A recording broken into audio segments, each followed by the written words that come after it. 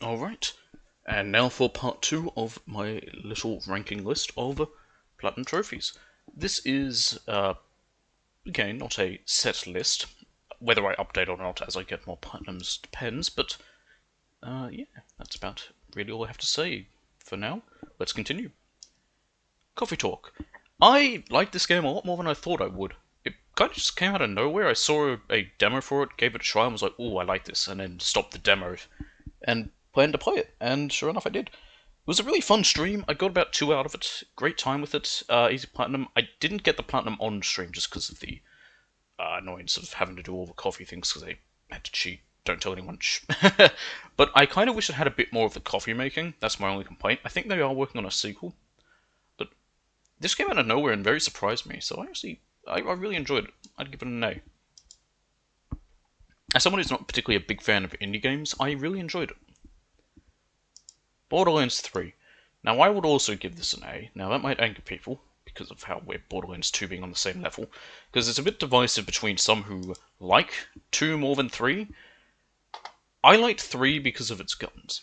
The guns were much better. They had a lot more variety. They felt... I'd say, as from 1 to 2 to 3, they definitely improved the guns, where 1, they all felt interchangeable with each company. 2, they definitely felt more unique. 3, they felt extremely unique, and they fixed a lot of the issues that I think were, kind of problems with the ones in 2.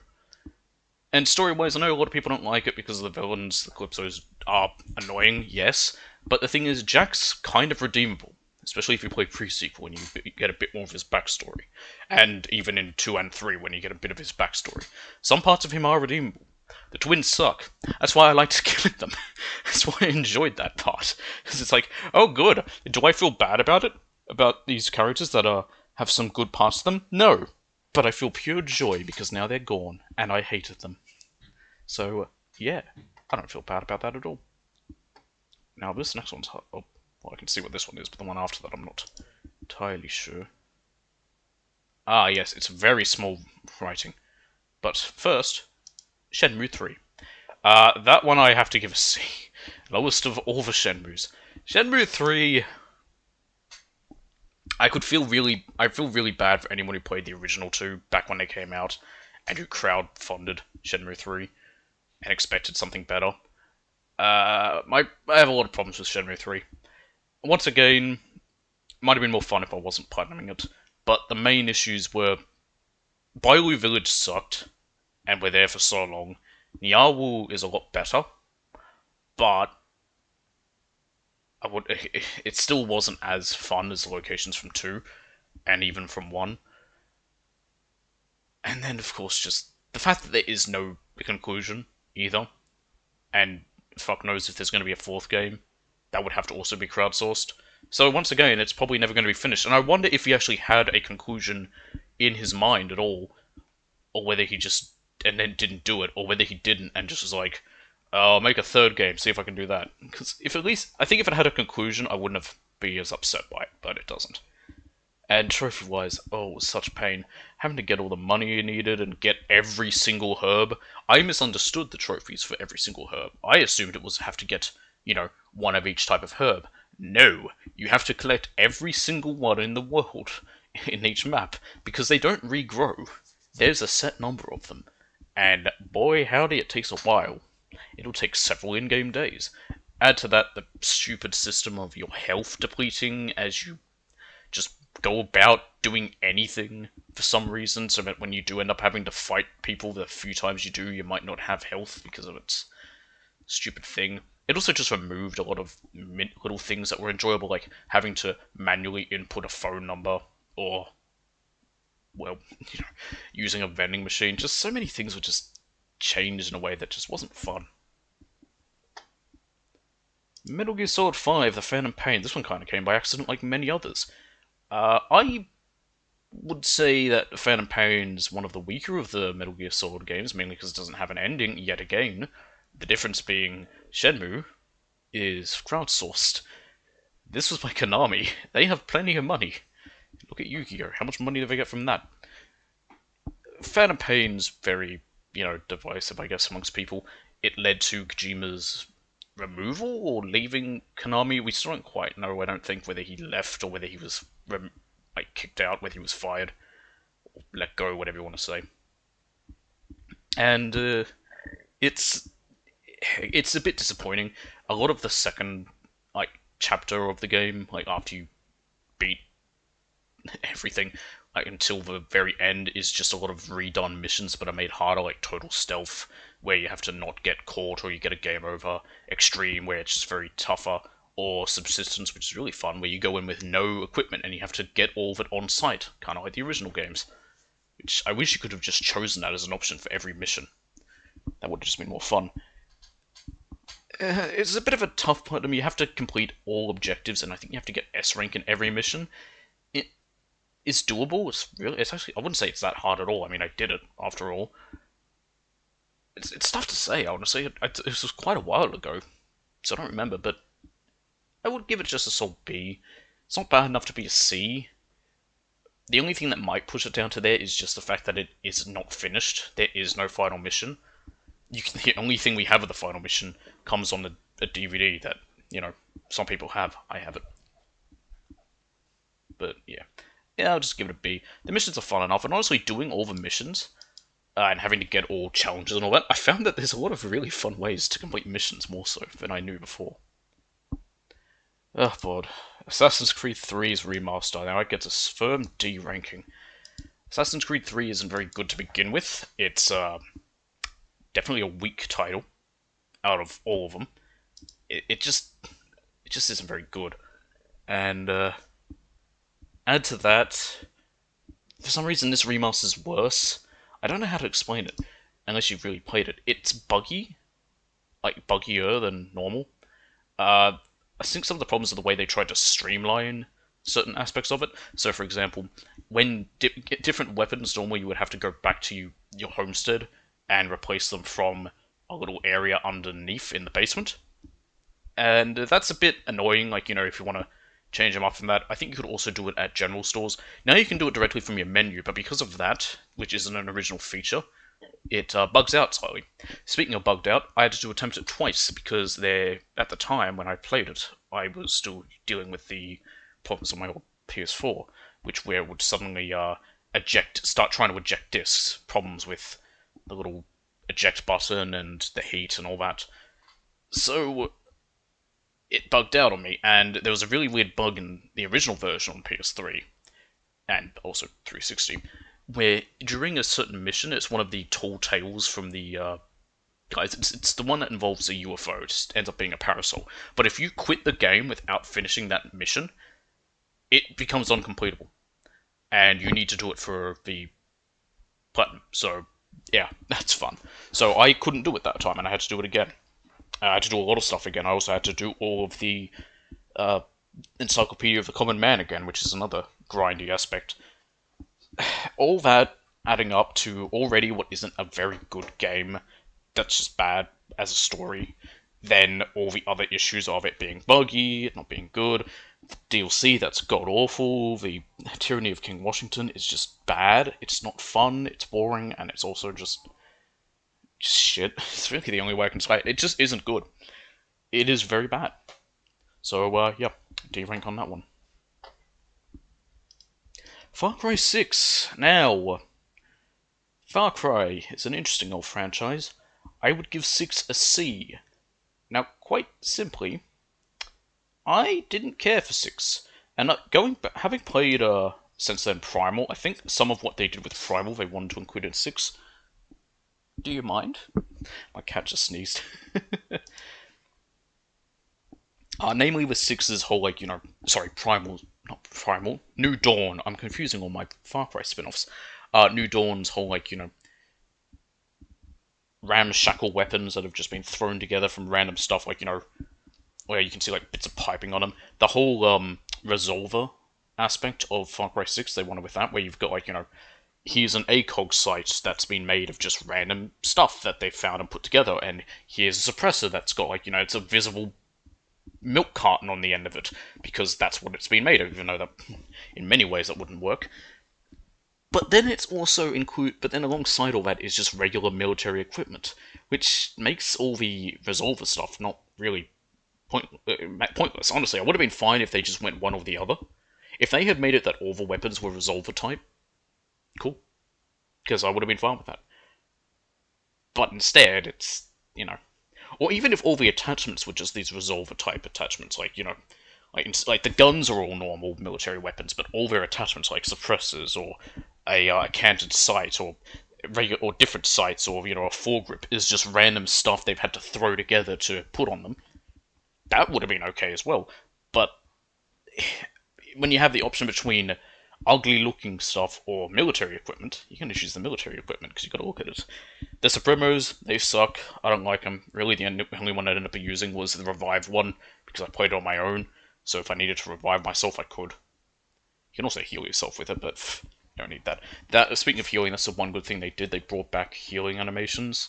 They definitely still kept them very weak compared to how they used to be, but hey, at least they're back, so I can't complain too much.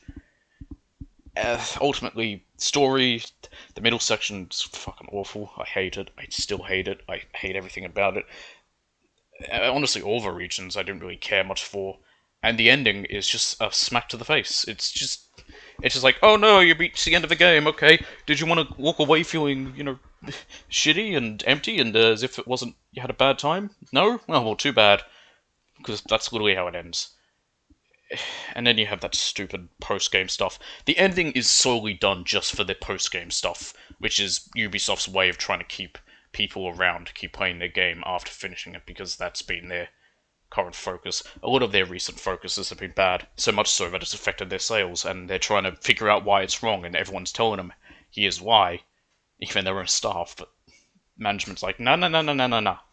It's gotta be something else, not our fault. Anywho. Sid Meier's Civ 6. Oh, I should be more... I don't know why I said Sid Meier, but then shortened Civ 6. Civilization 6. This was a fun one to do. I think I ended up platinuming it all with the standard game and not with DLC installed, because I only got the DLC later. It takes a lot of work. You can definitely make things easier by cheating, by playing against yourself, where it's in hot seat mode, or against dumb AI. A good idea for getting the deity victory is make it a very small map and choose someone who gets, like, you know, can very easily get what's it called, a religion very quickly, and have your opponent be I think it's Mozambique. I don't remember exactly who, but they can't make religion. They only want to be given other people's religion, and then set them as the only other character, and have the AI, and then set the victory type to only religious victory, and bam, you win. You can only win. They can't do anything. They won't attack you, and then you can win very quickly. It's how I got it. Some of the others take a while. Getting the one for some of them I got by accident, pretty much. 99 red balloons sucks. You need to launch a nuke from onto the continent Nina with 9 balloons around. It's, you know, get it? Ha ha ha, funny. Then there's one for having a statue, having art by Michelangelo, Donatello, and Raphael in a city in New York, and I think you also need to have had Leonardo boost that city as well. So that takes a lot. That pretty much just involves building cities till you get New York, and then make sure you have all the stuff and get the artists you need. Again, you can cheat it. That's how I got it. But yeah, ultimately, really fun game, Civ. Civ's a fun old game. Civ 6 really, really good. I would give it a solid B rank. Doesn't get any higher than that, doesn't get any lower, it doesn't deserve any of that. If you can, get the DLC for it. The DLC definitely adds to the game in many good ways. Horizon Zero Dawn. I never cared for Horizon, and I'll give it a C rank. I attempted playing it when it first came out, because everyone was like, oh my god, it's amazing. I got a few hours into it, and then stopped, and never touched it again. I just didn't like it. I then went back and played it on stream, and got the platinum for it, and I think it's highly overrated. I could make that argument about a lot of PlayStation exclusives. I just don't care for it. It wasn't really fun. And I tried going back to try and get some more trophies with its DLC, because I have that with it, but I just couldn't keep going because I was just bored with it. It just isn't a good game. and I have no interest in the sequel because of that as well. Like, I don't care for this one, so I definitely am not going to like its sequel. It's an easy one, like a lot of PlayStation games. They're usually fairly easy to platinum because, you know, exclusive ones, I mean. They can be pretty easy. But, yeah. The Lego Movie 2. Can I put this in its own category? This is probably one of the worst games I've ever played. Not just a bad Lego game, but just a genuinely terrible game. Also, for anyone wondering from this point onward, all these ones are all ones I earned in 2022. Including the Lego Movie game. Lego Movie 2. Oh boy. It's hard to explain how bad it is unless you've played it. Because it doesn't really tell the story from the movie at all. And it just has you going between the different worlds. There's no actual story mode either. And most of the worlds are just finding the random purple brick things and having to do like a few things. There's no challenges to it. It's a very easy. It's probably the easiest of all the Lego games, but that's just because it's not good. It's just downright fucking awful. It doesn't follow a story. It's okay. It's so hard to explain it unless you've actually seen it. I was I say I should add it is in the same category as what's it called Lego Indiana Jones 2. It just isn't good. It is just it feels like it's done by a different company. It almost doesn't feel like it's Traveller's Tales. It might not have been even. It might have been someone else. But I'm pretty sure it was Traveller's Tales. But it truly sucks. And now on the complete opposite direction, Corpse Party. That also gets an S rank.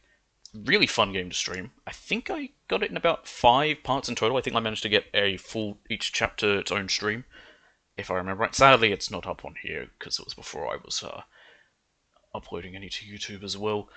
But I had a really fun old time with that when it came to PS4. And it was an easy platinum as well. There was only a few things I had to do. You don't need to get like every ending or anything either. There's a few misc things, like having to do a couple little things at one time, but otherwise all the others are just stuff in the side story things, which I wish I did more of. I kind of just skipped through them all to get my trophies. I got these three Lego Movie 2, Corpse Party, and the next one. All on the January 1st. It was like 4 a.m. Because I had a challenge with DJ of who could get the most trophies. I won in 4 hours of who could get the most in a year. But Corpse Party is a really fun game. If you've never played it, I'd recommend it if you like, well, Japanese stuff like anime or anything like that, or JRPGs. It's not really a JRPG, but anything like that, or horror. It's a pretty fun one, and it has some generally creepy moments. Like the descriptions are really good, and the voice acting as well. I don't know if it has an English one at all, but because I did it all in Japanese, but it's really well done. Like it's genuine terror in their screams. And yeah, if you don't know what's happening, it's good. If you do know, less so, but that's like most horror or most suspense things. Prototype 2. Now, this is one of those other double ups. This is 3 and 4s. It's another one that. Sorry, by 3 and 4, I mean PS3 and PS4. They released a remaster port to PS4 for both Prototype 1 and 2. It was an easy one to do, and I would give it a solid B rank. It's a pretty fun game. I prefer Prototype 2 over Prototype 1. Prototype 1 has some slightly different, interesting powers, but there's so many that they kind of don't end up at all being useful. Whereas Prototype 2 streamlines it and just has ones that are useful. You will have to do it twice on hard as the second time, and I think hard only unlocks after you beat the game once, so you will have to no matter what. Plus also getting all your skills. However, the game is very short, and you can complete it in like no time at all. And yeah, and pretty much no matter what to get the last few DNA or experience points you need, you'll probably end up having to go into that New Game Plus anyway, so it works out. Dragon Age Origins. Hello there, S-Rank. It's been so long. No, it hasn't, but you're going up there anyway. Now, a bit of story time. When I got into Dragon Age, it came about when Inquisition had been released. I saw a review for it, they gave it perfect 10s, and I was like, sounds interesting. But when I looked into it, I saw how it's like Mass Effect, where each of them follows on from the beginning to end, so you gotta go back and... Well, you don't have to, but I wanted to, so I went and got the first two, Origins and 2 first, and played them.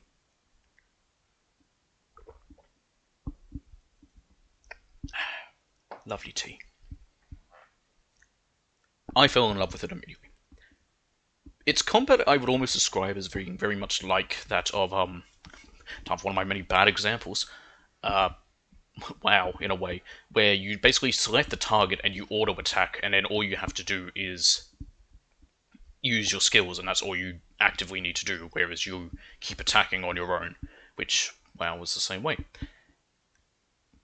Origins, technically you can do it most of it in one playthrough. You do need to do no, you kind of need to do at least two, and then a couple of partial playthroughs. So, Origins is so named because you have many different origins. You choose your race of elf, human, or dwarf, and then each of them can have different things. Human and elf mages have their own origin. A human has a noble origin. Elves have either city or Dalish origin, and then dwarves have either commoner or noble dwarf origin. And you get trophies for doing each of those, but they're fairly short. You can get through all those in no time at all. Then there's about 2 big choices for each of the main aspects of the story, and each of those have trophies. Plus certain ones depending on whether you live or die at the end. I, honest to God, love this game, and I think part of it is because of the fact that of any game, kind of like with Mass Effect 2, how everyone can fail. Like, you can have everybody die during the suicide mission, and then come 3, most of them are dead. Dragon Age Origins, you can have pretty much your whole party die permanently, depending on choices you make. And I like that, because it does mean that, like, you can definitely go about keeping everyone alive, but if you do it legitimately, and the way to do it illegitimately is due to the problems that the game has, where they introduced a free DLC called the Feast Day Gifts, where you can easily just make people like you by just shoving cake in their mouth, basically. But if you do it legitimately, you'll largely have some people who end up either getting mad and betraying you or leaving. Like, I think I had that happen with Zevran. Zevran left because he did not, like, and he ended up turning on me because of choices, because he didn't like me, even though I had recruited him. The reason it took me so long is the main trophies I had left when I went back through it last year was having to set foot in every single area. That one is surprisingly difficult, and helps for having a guide to tell you exactly where to go to make sure you have, because a lot of the place will get locked off if you don't go there at certain times or don't do certain choices. And killing 2,000 Darkspawn. That trophy is a little buggy. So it's supposed to carry across multiple playthroughs, didn't seem to want to.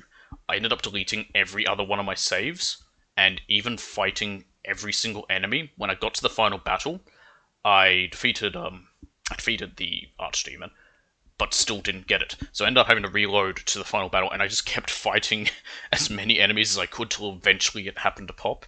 So it's a bit buggy, but I managed to get it to work. I think I had to because I just fought wave after wave of enemies that just never stopped coming during that final battle till it happened to decide, that's about 2,000, alright, you can get your trophy. But I absolutely love it. I think it's great. I mean, I love Dragon Age. In fact, I might move. No, that stays at B, because my problems with it make sure it stays at B. Fallout 3. You also get a solid B rank. Fallout 3 took a lot of time. It's another one that can take a couple different playthroughs. I think you can get it in one, depending on the choices you make. The main way is to start at, to make sure you have positive karma, and as you get to the point where you would level up and get your trophies, you level up, get it, you make a save, get the trophy, reload, do some bad stuff to get it down to neutral, get that, level up, get your trophy, reload, do bad stuff to get down to evil, level up, and then reload back to your good save, and etc, etc, continue. Or you can do it in 3 playthroughs the way I did, where you have one good, one evil, one neutral. My last one was neutral. That one actually I had the most fun with. But it also took a lot longer because I had to reach level 20 while avoiding doing certain quests. Because a lot of the time the quests are what give you positive or negative karma, but they also give you the most experience. Especially story quests. But for the most part throughout all of them, you can end up getting positive ones. Being neutral was actually surprisingly fun. You basically felt like being a mercenary more so than anything else, and being like, the paragon of goodness, or doing whatever it takes to survive, or actually no, more neutral is more like doing whatever it takes to survive, like doing what you can to make money to buy food and ammo and all that so you can get by, but then and stealing when you need to, but also having the occasional moment of, here, have some water, because you need it more than I do, but you're not wholly good and you're not satanically evil. You just are someone surviving. I almost describe it as being like how Max is in Mad Max, where he's just trying to survive, so he doesn't care about people, but then ends up helping people because he's inherently wants to be good in a way. Other than that, yeah, pretty good game. Fallout 3, good game. What a shock. It's okay. It's okay. Wow, I can't make up my mind, can I? I mean, what more do you need me to say? It's an old game. Everyone's played it. Really, the only things that are hard are the ones, as I said, for reaching level 20 as positive, good, or evil. As positive, neutral, or evil. You can do it all in one, but it's hard to say whether that's easier or harder. Probably would be easier, but I made it harder for myself. But I also enjoyed it, so I didn't mind. Dragon Age 2. I would have to give this a C rank. And if you've played it, you know why. It's definitely the weakest of them all. If I were to rank them, this is exactly what it would be. Dragon Age Origins my favourite, then Inquisition, then 2. 2 went full on trying to just replicate Mass Effect. I think it came out after Mass Effect 2, but I can't say for certain. Instead of having the old, different dialogue trees, you have the radial one, like what Mass Effect had. Your character now has a name that people can tell you, and your character has a spoken voice. I don't mind your character speaking at all. I also don't mind people calling your character by name, but it was very much, obvious what they were doing. It it went way too far into the realm of Mass Effect, where dialogue tropes. You've got the top right, which is your good type, the bottom right, which is your bad, badass. Oh, I'm a renegade type, and then you've got your middle type, which is the snarky. Oh, I'm a comedic. But it doesn't have bars where you can only go one way or the other. You can mainly go one way or the other, but nothing ever stops you. You're never chastised for going for if you're usually a really nice person or whatever, and then something happens and you want to lash out with anger, you can, and there's no negative side to it. In fact, it's better to. It's better to choose whatever works best with you with that. So that's one thing it does better than Mass Effect in that regard. But the other problems with it are just that instead of what Origins and Inquisition had, where you actually choose a race and all that, you are human.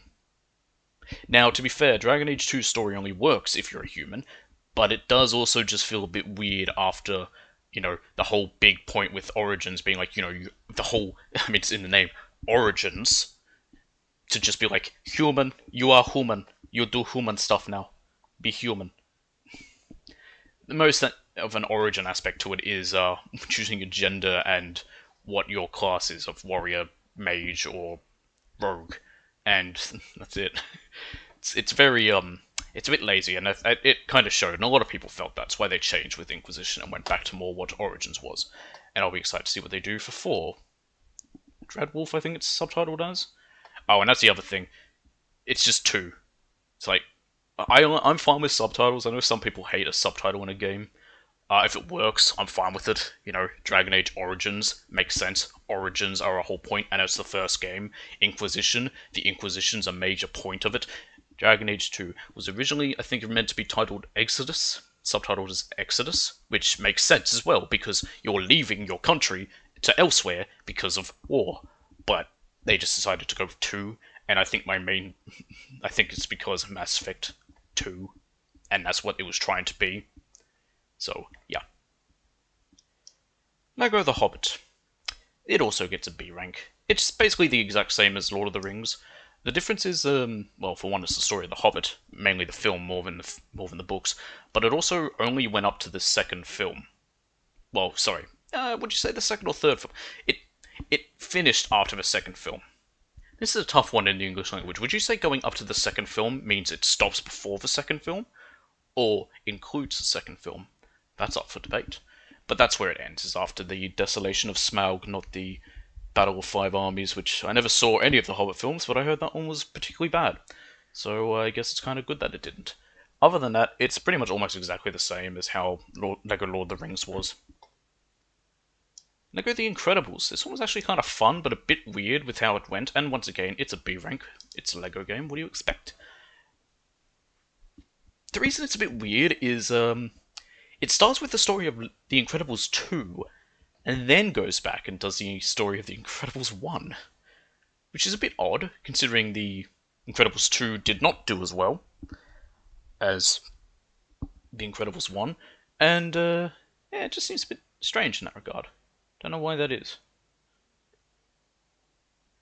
What also is weird is that, and I would have liked more of this, it included Pixar characters with certain family builds, as they're called, like special ones you can build in areas, and when you do that, you unlock a Pixar character in a little reference to various Pixar films. I wish it was more of that. I wish it went more like it was called Lego Incredibles, but it was more of like a Lego Pixar. And that would have been a bit nicer, because I mean that would have been more fun. There's a lot more to that than that, because especially since all the various characters, it falls into the same problem of the original Lego Star Wars, where it's like here's all these characters, but a lot of them are just generic goon B and C. Like literally, there are goons for each random villain. Half of these characters I don't know, because The Incredibles was never like a franchise of superheroes so much. It's never like there were never any spin-offs of The Incredibles that followed like here's the story of Kazerbeam and his life and whatever. And because it's a kid's game, of course, it has to tone down some of the darker aspects. So, speaking of Kazerbeam, when you get to the cave where he's found as a skeleton in the film, he's alive and well, which is a bit weird.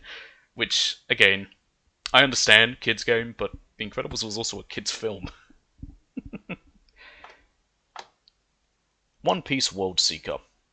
Now, this was a very odd one. This is a whole open world One Piece game, and I would give it a C rank, because I did not enjoy it too much. It was okay, and it wasn't a hard platinum, but it did require an annoying bit of grinding the final boss fights again, which you just have to keep grinding to get levels at the end of it. It's not that great.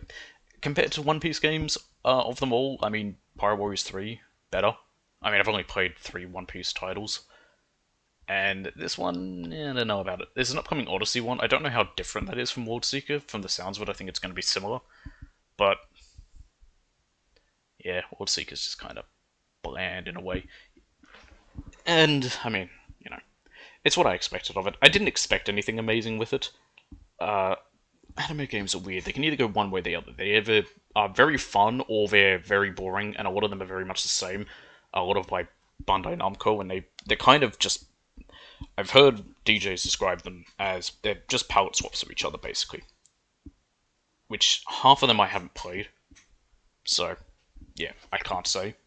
But it seems like that's a lot of it. I mean, most of them are fighting games because what's the most popular series? Fighting ones that can be made into fighting games. Ark Survival Evolved, another D rank one. This is exactly the same as Conan Exiles.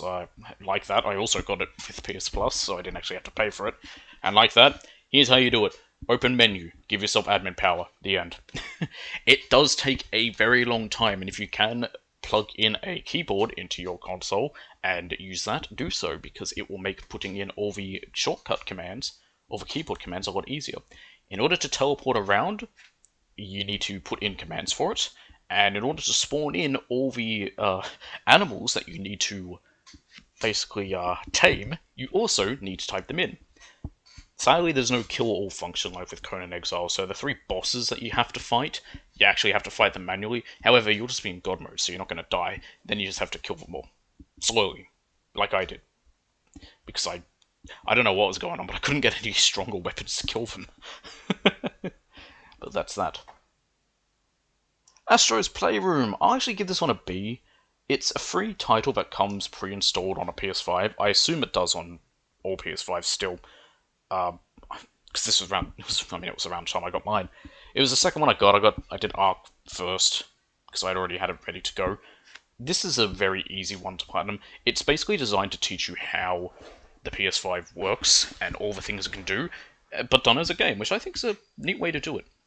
So, you'll get to feel like, how the various trigger effects work, how, the movement with rain and water feels with with the haptic feedback and whatever, what you can do with the draw pad, and it's very much just a celebration of the history of PlayStation.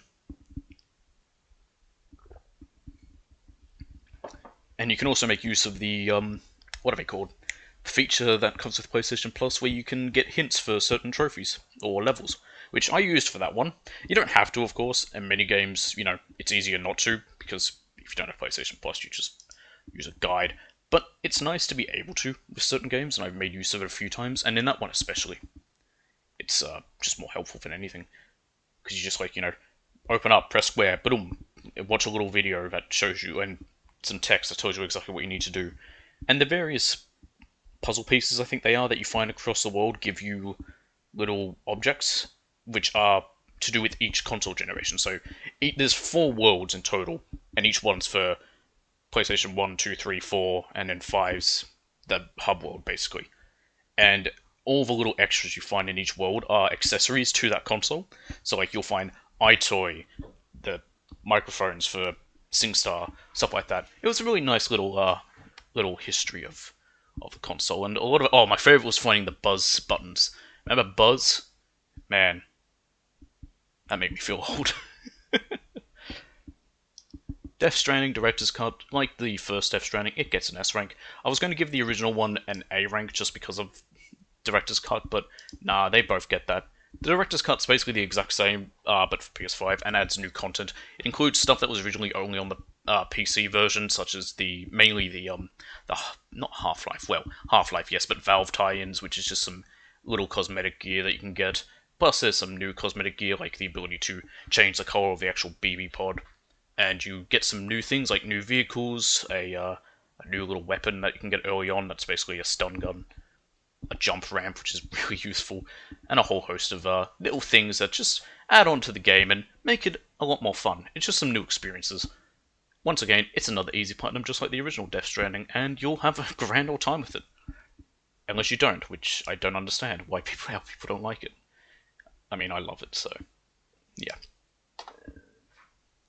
One Piece Pirate Warriors 4. Now, this is like the other Pirate Warriors 3, which was the second on this list. Man, that feels like forever ago now. Mainly because it was for me years ago when I platinumed it. Pirate Warriors 4 I wanted to like a lot more, but I have to give it a C rank. And I have many problems with it. Namely, a lot less character. I mentioned with Pirate Warriors 3 you have all the Straw Hats in both pre and post timeskip form. You don't in Pirate Warriors 4. In fact, most of them you don't. Surprisingly, the ones you do are a bit weird. Of course, Luffy does. That makes sense.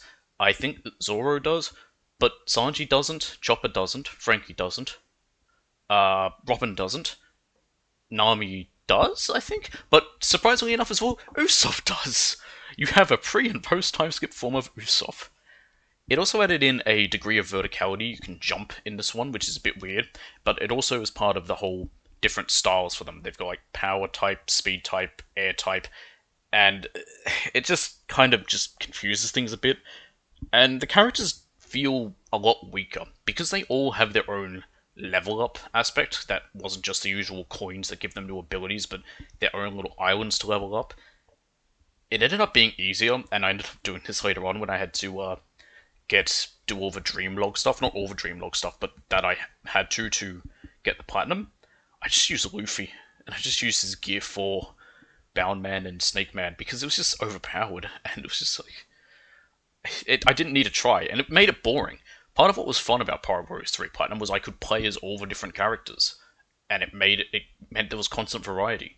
But Pirate Warriors 4 just doesn't have two interesting characters. It's a shame because it had new ones that I would have liked to use, but there's no point because they just felt so much weaker than Luffy, who you always use. It's the same problem I have with the Berserk and the Band of the Hawk game. Everyone just feels significantly weaker than Guts.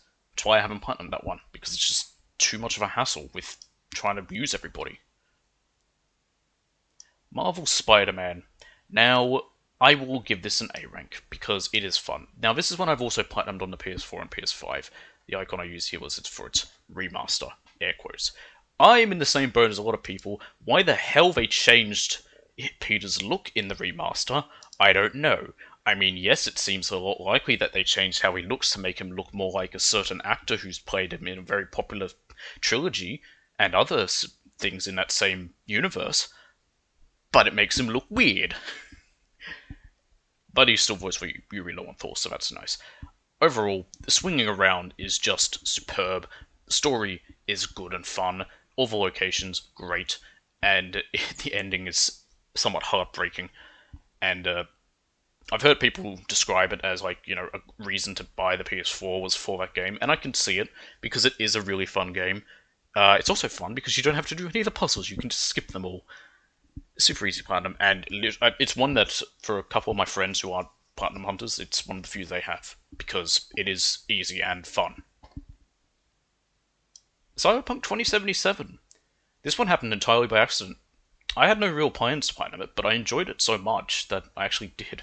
Now, I played this long after it had been released, so it had been fixed, basically. It ran better, it had no problems. I played it on PS5. I didn't really run into any issues with it. And it was alright. You have to do a few different endings, and one in particular, the last one I had to get, requires very specific stuff. I think there's about 4 in total you need to really get. Yes.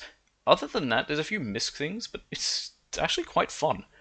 The only problem with it is I tried going back in, before the DLC, because I wanted to do some more with my original character and maybe do that, but it's really hard to redo because I've done everything, so yeah, which is a shame because it's fun. Apparently they're planning on another one, so who knows how that'll go, and that could be very interesting. Now, I'm tossed up between an A and a B. I'm not going to give it a C because I had enough fun with it that it doesn't deserve that, but I don't know if it was fun enough to get an A rank, so I'm probably going to just leave it at B. Now, again, I'm not tainted by the fact that I was overhyped by this because I really didn't care.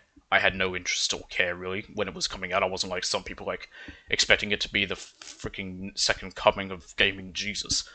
I just expected it to be a game that'll come out, and if it's good, it's good. If it's bad, it's bad. And it had all the problems. It was rushed, and there was all the different issues with it. So I never cared about that. So I didn't go into it with the expectations of it being amazing. I went into I went in with expectations that I'll play it. If I enjoy it, I enjoy it. If I hate it, I hate it. I enjoyed it.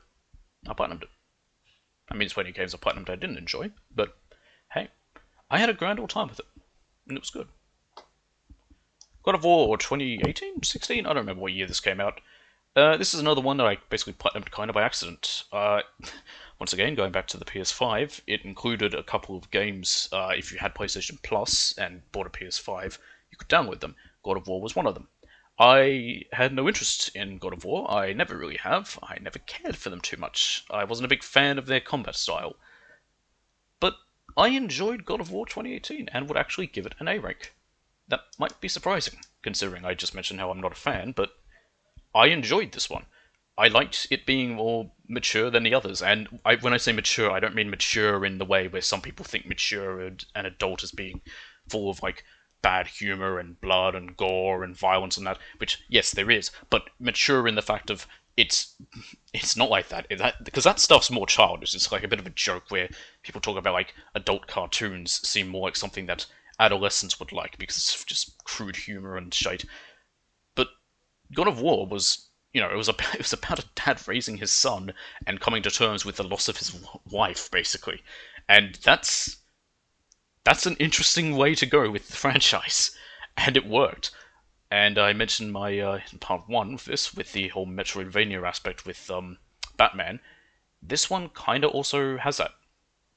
Again, bad example, but as you progress through God of War and you gain more abilities, like once you get new stuff that allows you to progress through other areas, you can go back to these places, and usually the story has you go back to, Midgard, like the hub world, essentially, and new areas have been opened up because you have new abilities and that, so you can go around and do new stuff, find new things, upgrade new skills.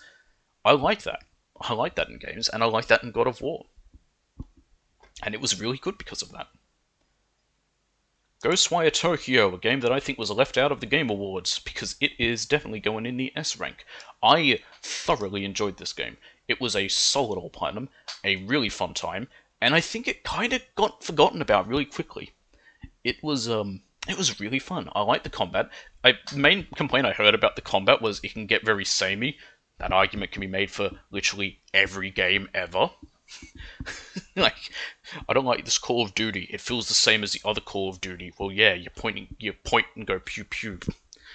But I liked it. I liked Ghostwire. I liked the whole rescuing of the ghosts in the world. I liked the enemies. The enemies were creepy looking, which I liked about them, and some of the yokai in that, because various different spirits can be really creepy, and these ones were, and I enjoyed that. The only problem is it's a bit of a weird story, and it's hard to kind of explain it even after having played it. Perhaps the little prologue thing, I think it was like a comic sort of thing, it was like a free little 2D looking game that there was, might explain it a bit more, but the fact that you would have to do that for some story aspect is kind of weak. Honestly, play it for the gameplay and just for getting the platinum. It's a really good one to do, and I would definitely recommend it. If you're someone who likes to get platinums, and you haven't played it and you have a PS5, go for it. It's fun. It's not hard at all. Like, I wouldn't call it a particularly hard thing to platinum, and it's one where like you don't need a guide for it. You can put everything on the map. It's one of those ones that is where it's that I like for a platinum. It takes effort, but it doesn't punish you for trying to do it.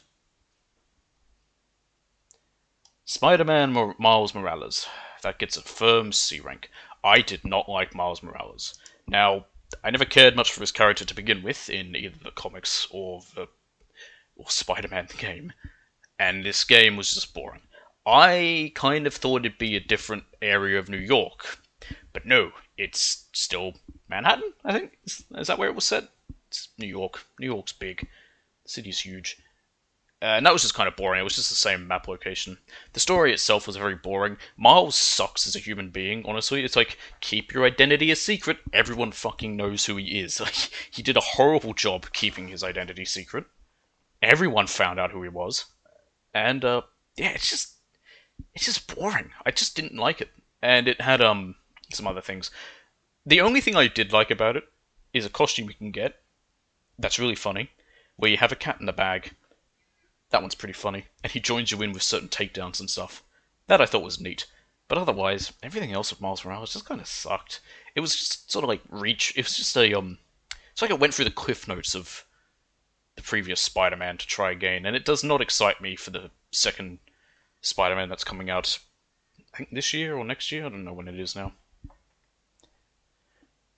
Boy, I'm not excited to mention this one. Grand Theft Auto 3 Remastered. So, the reason I had the GTA trilogy is two different things, is because these remastered ones are so different. Where the other ones were direct PlayStation 2 ports to PS4, these, which were for both PS4 and PS5, were actively remasters. But that doesn't make them good. I don't know why Rockstar outsourced to some other team, but DJ made a point that he thinks these were just the mobile ports that were around that they then ported to console. Which it could be. I have seen some of the mobile ports, they look awful. The game somehow looks worse with this upscaled version. Because they look less polygony, it makes them just weirder. It does have some easier aspects to it, and if I look at it from the area of having to platinum them, they are easier. But that doesn't make them better. And if I were to talk about what versions to do, if you wanted to enjoy the game, play the direct ports. If you're going for the platinums, you probably have an easier time with these remasters. But at the same time, they're not very good. And just like GTA 3, which I think I put in C rank. Yeah, in fact, this is directly below it. Isn't that funny? This one also is C rank. SpongeBob Battle for Bikini Bottom Rehydrated. Now, I never played the original Battle for Bikini Bottom, but I know that the movie game was very much the same sort of engine as this, and I did play the movie game. So playing this was pretty fun. It was another one that I just kind of by accident because it was easy. But it had one thing in particular I truly hated. which was the bonus area, which was like SpongeBob's Dreams and all that. Those challenges were a bit annoying. The platforming leaves something to be desired, and some of the challenges in that were a bit annoying to find what to do with them. But it's not bad. I would put it firmly at a B rank. The Vice City Remaster. Now this is another interesting one, because this was easier than the regular Vice City, but not as bad as GTA 3 because it's Vice City. So I would put it at a B rank. The reason it's easier is because one of you take the cannoli trophy that I spoke about before that has a very confusing method to get in that version, and this one is a lot easier. You just need to get yourself loads and loads of money. The way you do it is doing the Cone Crazy race, I guess you'd call it, which is on the roof of a parking lot very early in the game. You can get to it, and every time you beat your high score, it doubles the amount of money you earn. So the first time you earn 200, then 400, 800, etc. Now normally it's near impossible to get the highest amount of time, but what you do is you maneuver your tires in such a way that you can push the cones out of the way. Now on the PS2 version you can do this, but it's a lot harder and they're more likely to break. But on this remaster, it's super easy to do that, and because the cars feel more smooth and fluid than they do in the direct PS2 ports, it's a lot easier to do it that way. So instead of having to do that plus the aforementioned shooting of guns, you only need to do it with this Cone Crazy one, and you'll earn millions of dollars, I think, by the end of it. I don't know the exact number off the top of my head. It's a lot that you have. After that, money is not an issue for the rest of the game. You will have no trouble buying all the safe houses and businesses, and you'll just have... It does kind of break the game in that regard, because all of a sudden, the main point of having ways of earning money of robbing businesses or buying businesses and leveling up so they earn you revenue, you don't need to do. But at the same time, who cares? You're just here for a platinum, really. So, yeah, it gets a B rank because it is the really bad remaster, but it is a lot easier than the original. I think I only had to do the final mission once. I think I got it first try, whereas on the port it was a little harder because of the more difficult aiming controls. Because in this one you have free aiming, whereas in the PS2 port the only one with free aiming was San Andreas.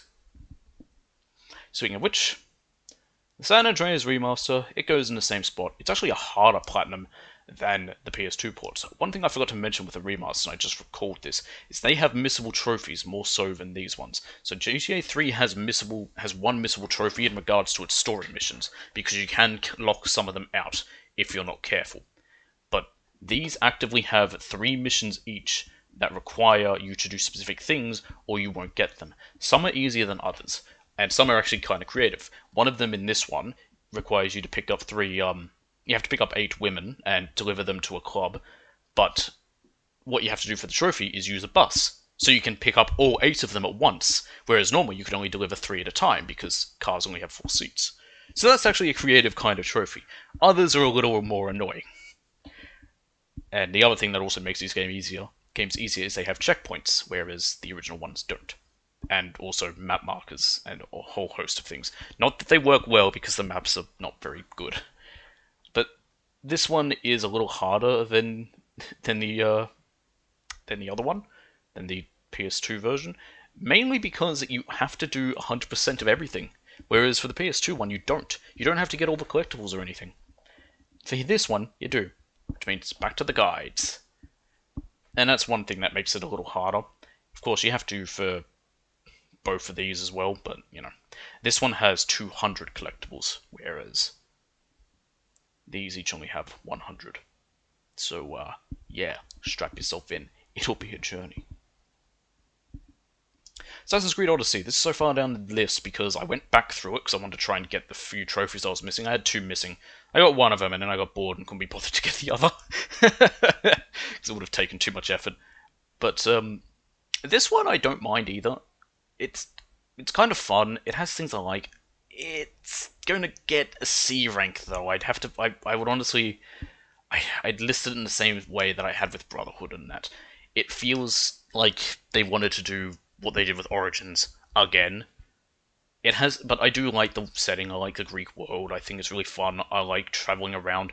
What I'd recommend with this one, I'd recommend doing if you plan to do it. Same with Origins and probably even Valhalla. Never fast travel. Always travel by horse or by boat. It's really fun. Makes the game. You can see how pretty it is because the game is very pretty. And none of the trophy wise, in Odyssey are hard. They're all pretty easy little trophies. Maybe the hardest would be no, actually none of them. If you do every single location, you'll get all the trophies. They're not hard at all, actually. It's probably one of the easier ones, but it's also not a very good one. Like I said, it's just Origins, but in the Greek world, and it's where they started to. This is where it gets this more my personal thing, but hey, this whole list is personal to me. This is where they really started to be like, let's make it a full-on RPG. Hell, they even said that during the announcement for it, and it didn't do great. And then they did it again, and it still was a problem. And now they're not doing it, so they claim. Let's see if they keep to that. Dragon Ball Z Kakarot. Now, despite his name being in the title, he's barely in the game. Of course, if anyone's read or watched Dragon Ball and Dragon Ball Z, you'll know why I say that. Goku is not in the series for very much after Z starts. The reason was Toriyama wanted to make Gohan the new protagonist, and he started to. He started to after the Cell arc, but it wasn't well received, and so he brought him back and made him the new main protagonist throughout Majin Buu. Because of that, like I said, for a lot of it, you actually play as Gohan, and he was actually the most powerful of people. I used him for the final fights. It's not a hard one again. You just have to do a lot of grinding at certain times, and the story stuff. After a while, I think once I got to the end or the midway through Cell, or might have even been after Cell, I started just skipping all the cutscenes because it's like, I know this story and I've heard it all before. And that's the biggest issue I have with this game. It's kind of the same sort of style as what Xenoverse was. In fact, it's actually a reference to Xenoverse, but I won't say, so it kind of, sort of, maybe ties into those a bit. Is it Xenoverse? I think it's Xenoverse. Those are the Dragon Ball ones, right? Damn, now I'm second guessing myself. Anyway, it's that same sort of style, but at least with those games, the stories were different because it was about history being muddled with by, you know, evil people. So certain things would change. Like, oh, Goku's not the one who had his body stolen by Ginyu. It was the protagonist who's, an OC you made. Or, oh, look, there's more Cybermen instead of just the three. Or, oh, look, Cell went straight to his final form instead. I mean, it's not much difference, but hey, it's at least something different. This is a story we've all heard and seen. How many times now? How many Dragon Ball games are there that just tell the full story again and again? It's kind of boring, and I would actually put it as C rank because of that. Because it just is because we all know the story. If you've read it, have played any Dragon Ball game, you know it. At least where some do, a unique story, like Fighters has its own unique story, even though it's a fighting game, so, it's up in the air how good a story would be, but at least it's unique. Oh, and it's also funny enough, there is a reference to Fighters in it. What's her name? The Super Android 21 or whatever she is.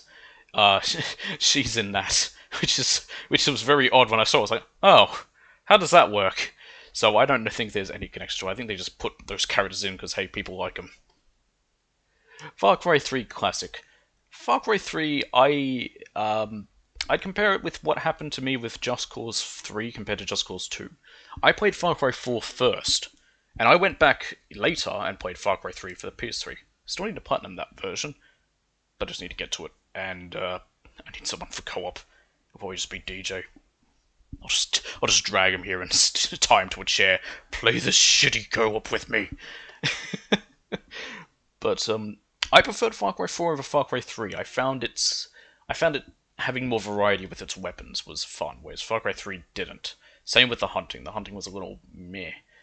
And I don't really care for Far Cry 3's story. I don't care for Vaz either. I know everyone's like, oh, he's fun, but I don't know. I find him annoying in his constant repeating of the stupid meaning of insanity and all that stuff.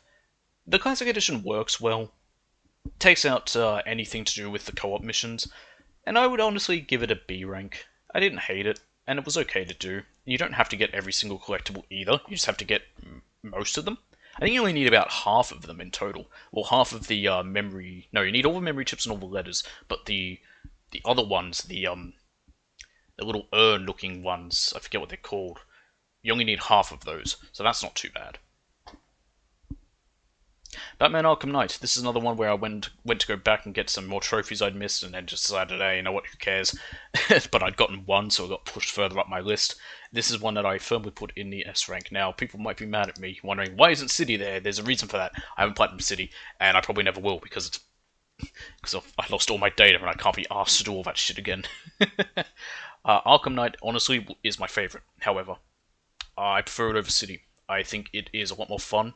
I like when the times we get to play as the other characters. I like all the other characters we get to play as, especially in the various AR modes.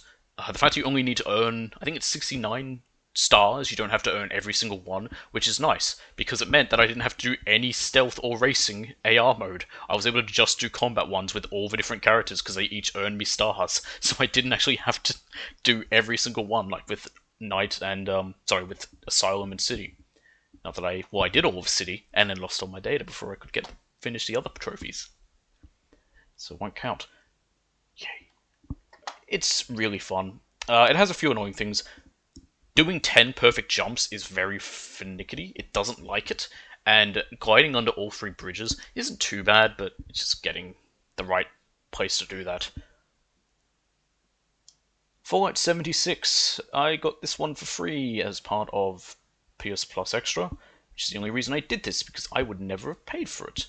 And I firmly will put it at a C rank, because even with the few fun bits I had when I was getting the last few trophies I needed with DD helping me out, where I had to kill another player 20 times, and I had to revive another player 20 times. So it was pretty funny, just me, because it was after the pit came out, so it's just me with a chain axe just into him.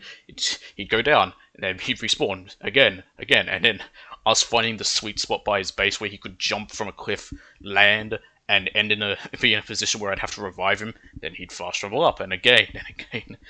And while that was funny, everything else with the game was just really bad. It's changed so that it scales to your level no matter where you are, but at the same time, every enemy ends up feeling like a bullet sponge later on, and you just don't have the ammo. And that was my biggest complaint with the game.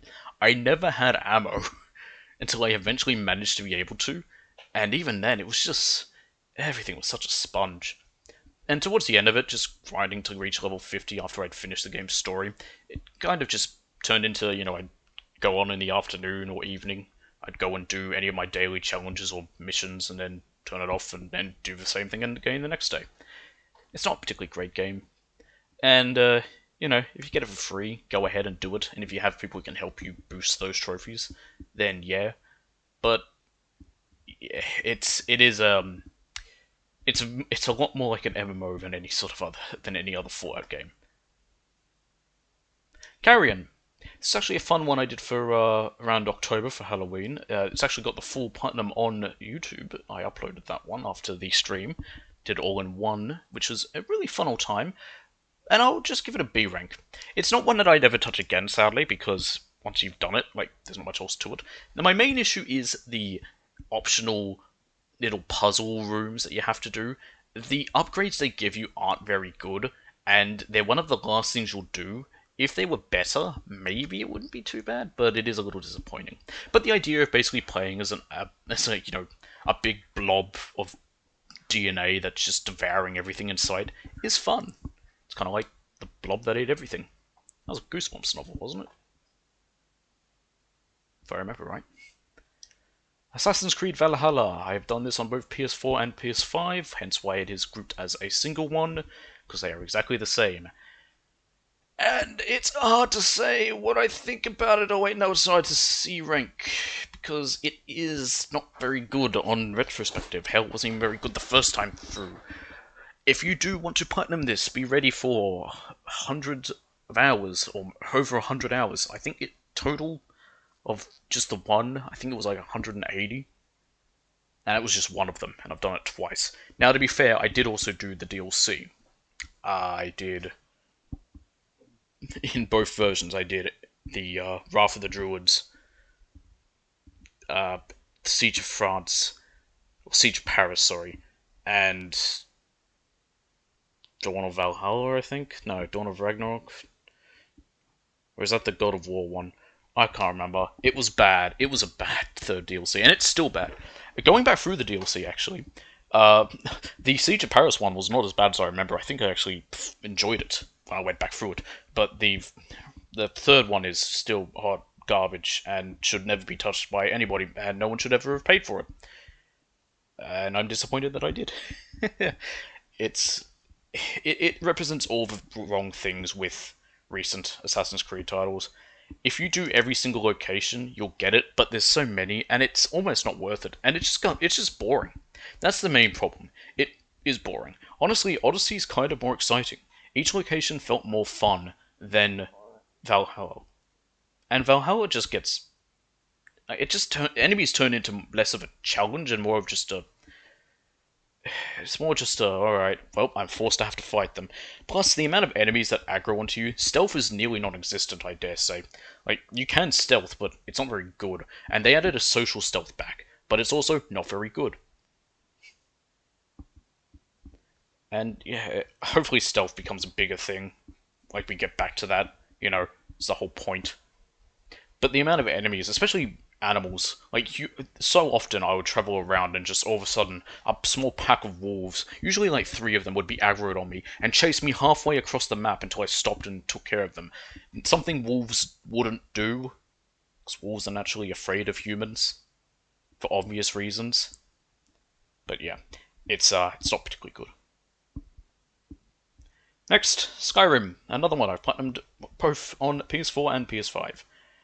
For the PS5 version, I actually had an easier time. I only did one playthrough, because you can do it all in one playthrough. I think when I did on PS4, I did a few. I think I maybe did 2, where I did a couple different things.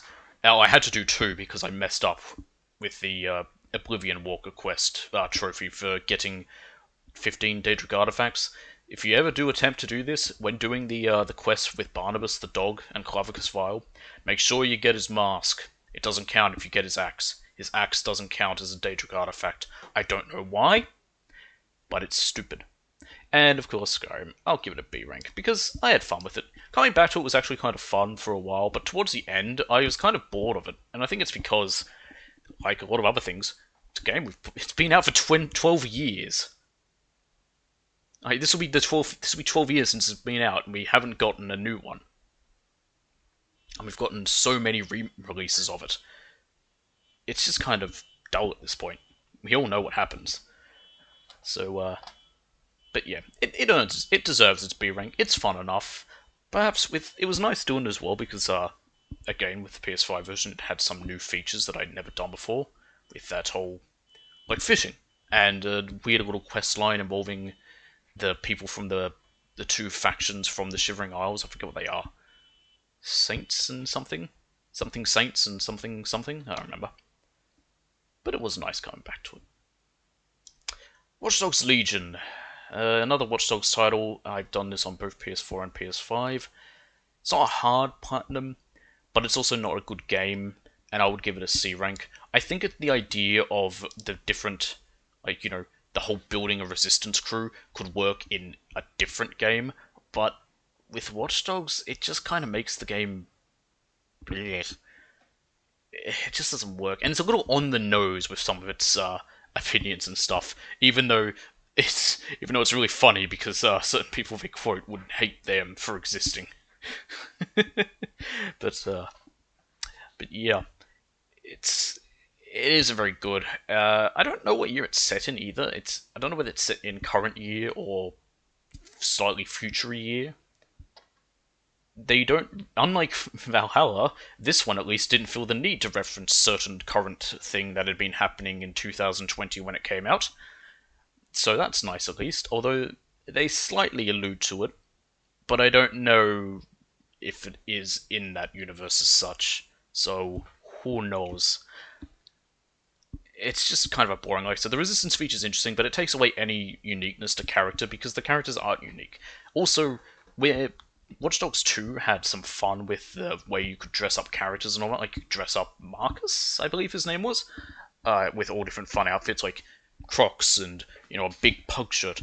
The outfit designs in Legion are very boring, and I think this was because Ubisoft did not want to offend anyone because you can wear whatever clothes you want regardless of gender. And I think Ubisoft was afraid that people would use that as an excuse to make something that could be offensive. So, in an effort to make it that they couldn't, they made all the clothing really bland, which took away some of the charm that Watch Dogs 2 had, because part of the fun of Watch Dogs 2 was like running around in Crocs and having a ridiculous outfit. Ratchet & Clank Rift Apart. I didn't plan to platinum this one either, but I just got it because it was on sale.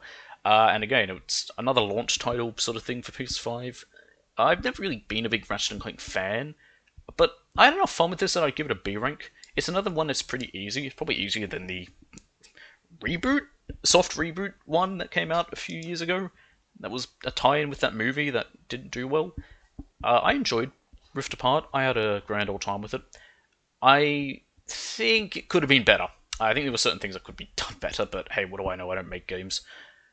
It's okay. The weapons are fun, and it's another easy platinum, like what a lot of games do, which I think more should. By going out of your way to do side activities, you'll get given basically an upgrade that then shows you all your collectibles on the map.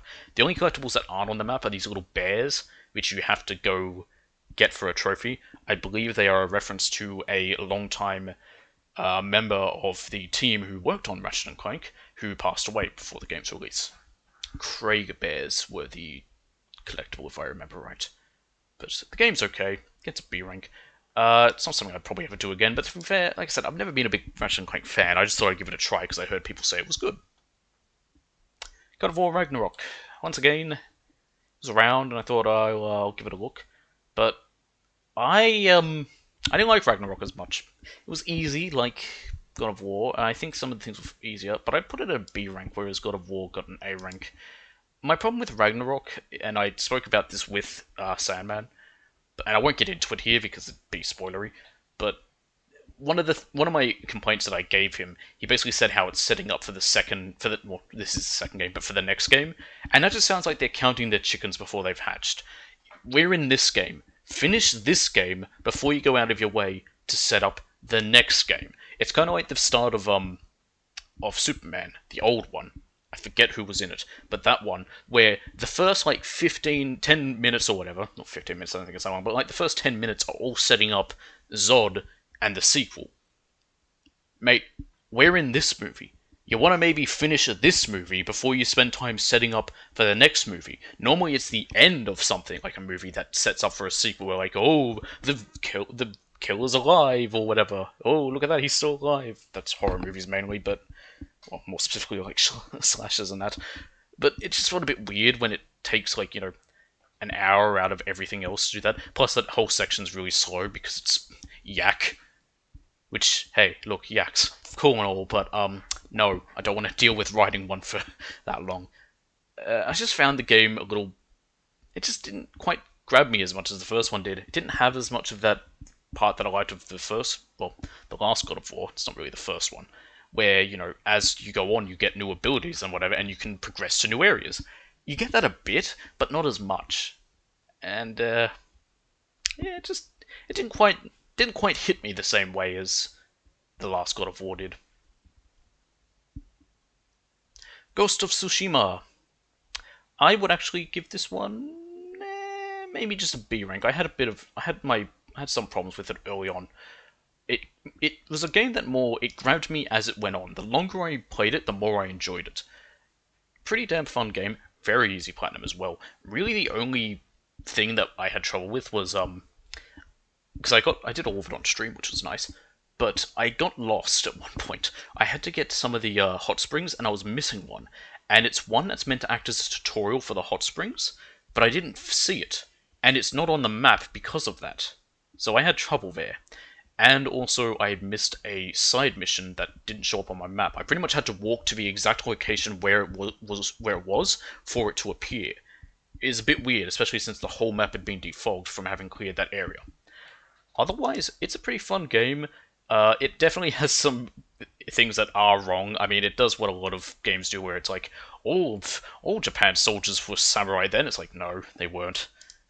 Ashigaru was the term for regular foot soldiers. Samurai was special, but whatever. That's just me nitpicking at this point. It's a fun game. Good mix of stealth and combat. The combat's really fun. Stealth, not as much, but I also don't expect it to be, because this is a guy who is a samurai, and stealth is dishonorable and bad, and it actually affects him. The first time you get a whole cutscene the first time you do a stealth kill, and it's him, lamenting on the fact that he's now doing this when it is against, it is a dishonorable act. But it's really fun. It's a really good story. I played it all in Japanese, which was really nice. I would have done it in black and white if it weren't for the fact that I was streaming it. Far Cry Primal. I would have to give this one a C after redoing it. I used to like Far Cry Primal before replaying it. Having replayed it, no. It's really, really weird. It doesn't really have much of a story to it at all, which, I mean, what a shock. It's just about surviving and having to get rid of 2 other tribes that are in your area that hate you for existing. Getting all the skills was my last real trophies that I needed, and that is a lot of work. It requires doing a heck of a lot of missions, and certain missions that will give you skill points. And, oh boy, that's a lot of work. Very grindy with that. And sadly, most of the skills aren't very good. That's a big problem I have with games like this, where there's so many skill points, and a lot of them aren't very good, and you get them so late in the game, you don't get to make use of them, which is pointless. What's the point of having something if you can't use it? It's what I feel with a lot of Ultimate Weapons, going back to Ratchet & Clank's Rhino. Like, you get the Rhino, and half the time you don't get to make use of it. I actually got to make use of it, because I unlocked it there, and got to use it in the last level, but with some games, you don't always get to make use of, like, your best skills, because you don't get them till you finish the game. And unless you get to continue doing stuff, well, yeah, you're out of luck. Middle-earth Shadow of Mordor. That gets us firm B spot.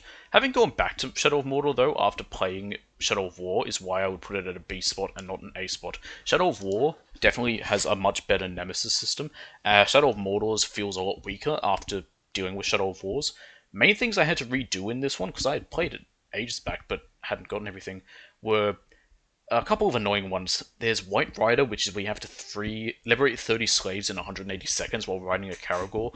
Pretty rough, since this version, when you're on a Caragor, you just have a sword, whereas Shadow of War, you have like a much bigger weapon that can actually hit enemies.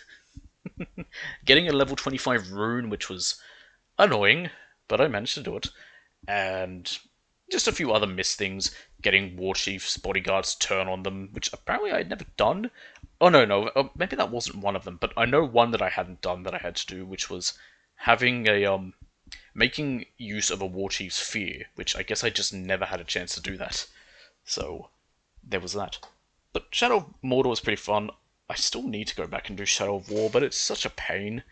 I've just got to get like to the max level in like the online thing, which is doable offline, but still annoying. And lastly, Far Cry New Dawn, which is the last one, and it goes into the D rank. It's not good. I didn't like Far Cry 5 much to begin with. I felt like it took out too many of the things of Far Cry previous that were good, and I hated its stupid fact where it just randomly picks you out of whatever you're doing to force you into a story mission once you've reached a certain level in the resistance for that region. It just pissed me off, because it's like, okay, I'm in the middle of doing something, and now I'm not in the middle of doing my thing, and I'm 3 hours away from my location, forced to be talked at by some random woman. It's mainly dealing with the Bliss section with what's her name, the daughter Seed. But Far Cry New Dawn just wasn't very good either. The twins sucked. I ended up not paying attention to cutscenes, so I just skipped them all. It's very grindy as well. You literally will have to grind all of the outposts and locations. It is downright not a good game. It is incredibly mediocre. And again, I'm glad I never paid for it.